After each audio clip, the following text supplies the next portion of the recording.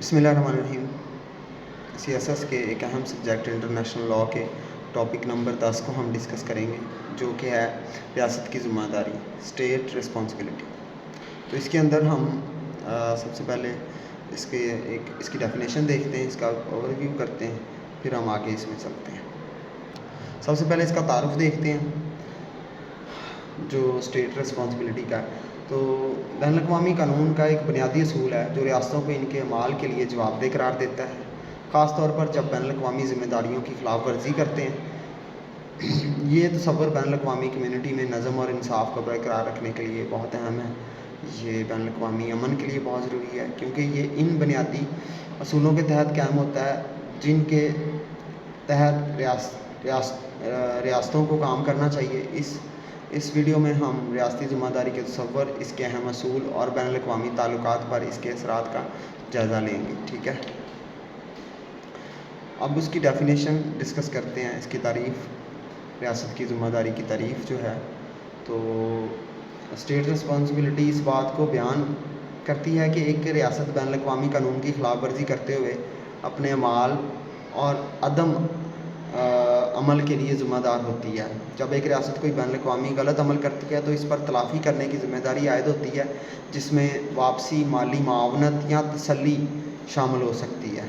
یہ اصول اس خیال پر مبنی ہے کہ ریاستوں کو اپنی بین الاقوامی ذمہ داریوں کی پاسداری کرنی چاہیے۔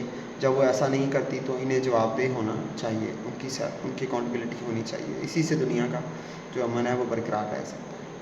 اب اس کے اندر دوسرا اہم نقطہ ہے کی پرنسپلز آف اسٹیٹ رسپانسبلٹی، یعنی ریاست کی ذمہ داری کے اہم اصول۔ ریاستی ذمہ داری کے کئی اہم اصول ہیں جو بین الاقوامی قانون میں بنیادی حیثیت رکھتے ہیں۔ پہلے نمبر پر ہے رانگ فل ایکٹس، ٹھیک ہے، غلط اعمال۔ ایک ریاست اس وقت ذمہ دار ہوتی ہے جب وہ کوئی ایسا عمل کرتی ہے جو اس سے منسوب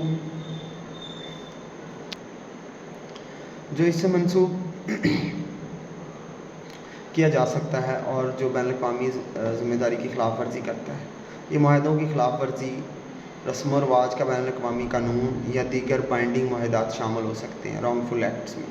دوسرا جو ہے جو ذمہ داری ہو سکتی ہے ریاست کی ذمہ داری کے اصول ہو سکتے ہیں، وہ ہے ایٹریبیوشن، منسوبیت۔ یہ عمل ریاست سے منسوب ہونا چاہیے، یعنی یہ اس کے ایجنٹس یا اداروں سے منسلک ہونا ضروری ہے۔ اس کا مطلب یہ ہے کہ یہ نہیں کہ ایک عام شہری نے کوئی چیز کی ہے تو وہ پورے ریاست کے اوپر ڈال دی جائے، ٹھیک ہے۔ جیسے آپ نے دیکھا اسلام فوبیا میں کوئی ایک مسلمان کہیں کچھ رانگ فل ایکٹ کرتا تھا تو پورے اسلام کو ہی ریڈیکلائز کرنے کی پروپیگنڈا شروع ہو جاتا تھا۔ تو یہ ایک انٹرنیشنل قانون جو ہے اس کے اندر یہ اصول ہے کہ ایٹریبیوشن ہونی ضروری ہے، رانگ فل ایکٹ ہونا ضروری ہے۔ اور پھر تیسرا ہے کہ breach of an international obligation, وہاں پر کوئی بین الاقوامی ذمہ داری کی خلاف ورزی بھی ہوئی ہو، ٹھیک ہے، پھر ہی وہ اسٹیٹ رسپانسبلٹی بنے گا۔ تو اس میں آپ کہہ سکتے ہیں کہ ایک ایسی ذمہ داری کی خلاف ورزی ہونی چاہیے جو بین الاقوامی قانون کے تحت ریاست پر عائد ہوتی ہو۔ اس میں دوسرے ریاست کو نقصان پہنچا ہو، یعنی اور اس کو ماحولیاتی طور پر کوئی نقصان پہنچا ہو یا اس کو اقتصادی طور پر کوئی نقصان پہنچا ہو، اور نقصان روکنے میں اسٹیٹ جان بوجھ کے ناکام بھی رہی ہو، یعنی اسٹیٹ کی اس کے اندر انٹینشن ہو، یا انسانی حقوق کی خلاف ورزی شامل ہو سکتی ہے، ٹھیک ہے، اسے ہی ہم بریچ آف انٹرنیشنل اوبلیگیشن کہیں گے، وہی آئے گا اسٹیٹ رسپانسبلٹی۔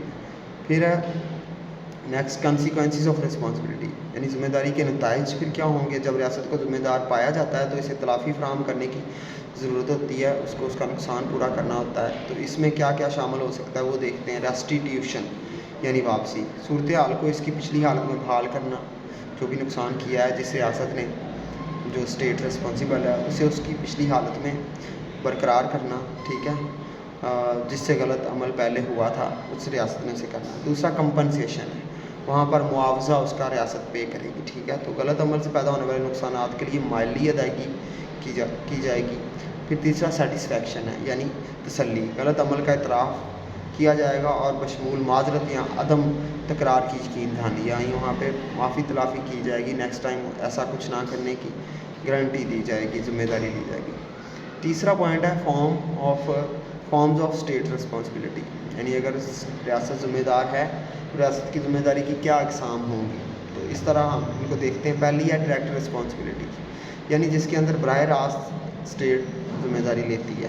یہ اس وقت ہوتی ہے جب ریاست براہ راست بین الاقوامی قانون کی خلاف ورزی کرتی ہے. دوسرا ہے انڈائریکٹ رسپانسبلٹی یعنی غیر براہ راست ذمہ داری.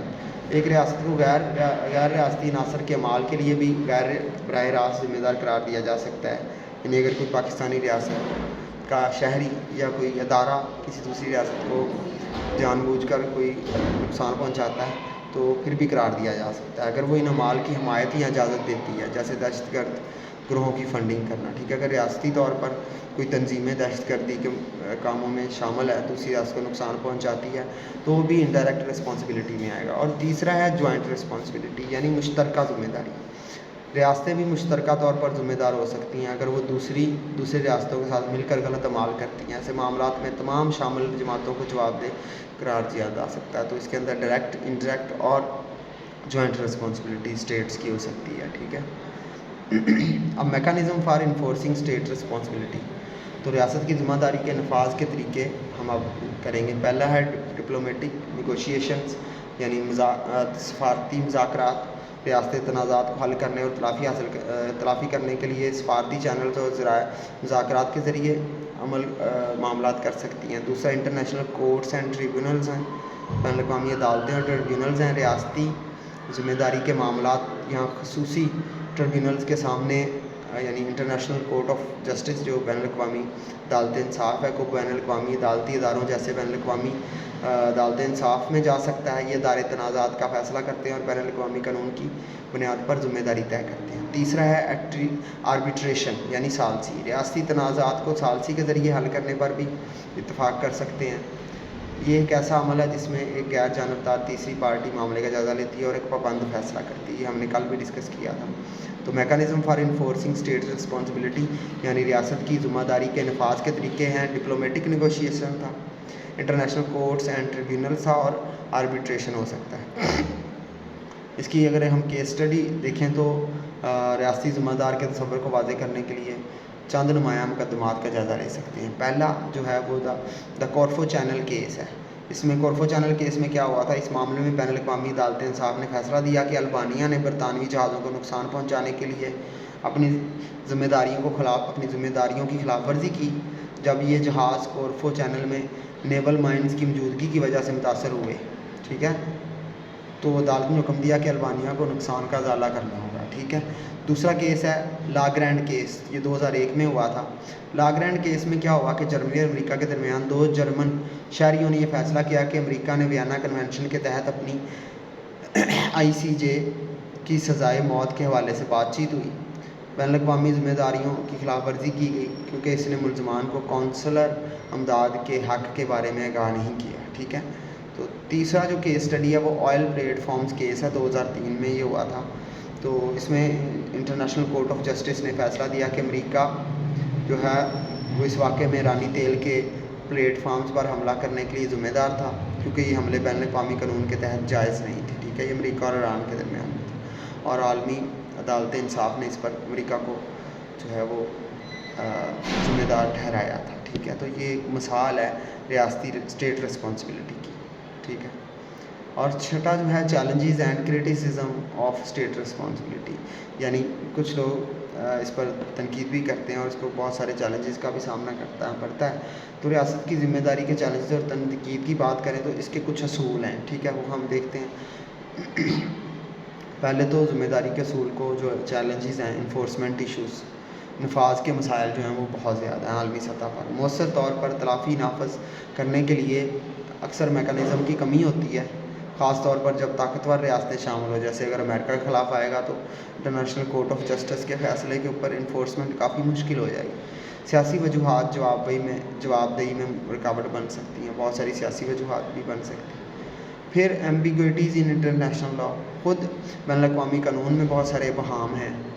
غلط اعمال اور ذمہ داری کی حدود طے کرنے کے لیے کچھ معاملات میں کچھ فیصلوں میں واضحیت کی کمی ہوتی ہے. کچھ قانون میں واضح چیزیں نہیں ہیں، اتنی ٹرانسپیرنٹ نہیں ہیں، اپرنٹ نہیں ہیں، جس سے مختلف تشریحات اور نتائج پیدا کیے جاتے ہیں اور وہ پاورفل جو ریاستیں ہوتی ہیں وہ اثر انداز ہو سکتی ہیں. تیسرا جو چیلنج ہے وہ اسٹیٹ ساورنٹی ورسز اکاؤنٹیبلٹی ہے. ریاستی خود مختاری بمقابلہ جواب دہی. اب یہاں پر بہت سارے مسائل پیدا ہوتے ہیں۔ ریاستی خود مختاری اور جواب دہی کے درمیان توازن برقرار رکھنا ایک متنازع مسئلہ ہے، یعنی ریاست کہتی ہے میں نے اپنی خود مختاری کے لیے یہ عمل کیا، جیسے اسرائیل 50,000 60,000 لوگوں کو ان کی نسل کشی کر چکا ہے، لیکن وہ یہ کہتا ہے کہ جی میں تو خود مختاری کے لیے کر رہا ہوں، میری تو جو ہے اسٹیٹ ساورنٹی کو ایشو ہے، وہاں پہ وہ جواب دہ ہونے کے لیے تیار نہیں ہے۔ تو جواب دہی کے اور خود مختاری کے درمیان توازن برقرار رکھنا ایک متنازع مسئلہ ہے۔ بعض ریاستیں اس کے خلاف مزاحمت کر سکتی ہیں کہ ان کے خلاف مداخلت یا نتائج جو ہیں ریاست کی خود مختاری کی خلاف ورزی ہے۔ اوورآل ہم نے اس کو دیکھا، اب ہم دیکھتے ہیں ہم نے اس میں کیا کیا ڈسکس کیا۔ ریاستی ذمہ داری بین الاقوامی قانون کا ایک اہم جزو ہے، یہ میں نے آپ کو بتایا تھا، جو قوموں کے درمیان جواب دہی کی اہمیت کو اجاگر کرتا ہے۔